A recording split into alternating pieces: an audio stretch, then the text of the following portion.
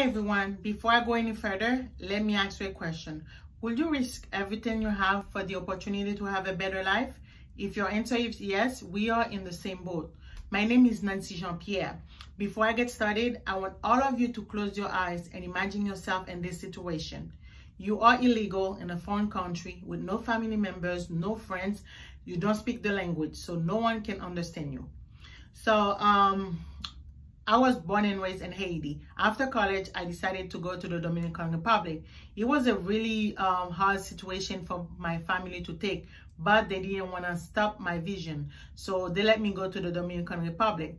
When I get there, I rented a taxi to a nearby hotel where I stayed for a few months by the time for me, while I was getting to know people and met new friends.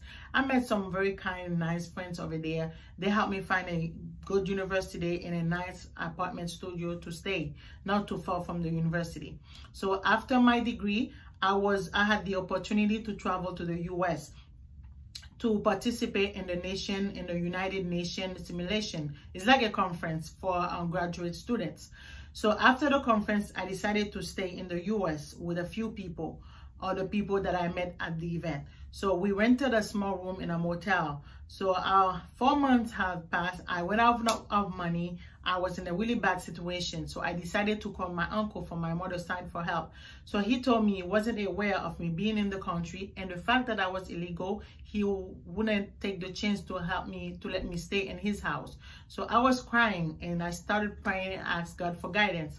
One day I went out, I was trying to get something to eat, and I met a new guy named Mackenzie. So he approached me and asked for my name, and I told him I didn't speak English. And he told me he was Haitian. When I heard that, I felt like a huge relief. So at that day, we had a long conversation. In the middle of the conversation, I started to cry. I wanted to tell him what was going on, but I was scared. But I told him everything. So Mackenzie accepted to help me. He told me he will let me stay with his parents.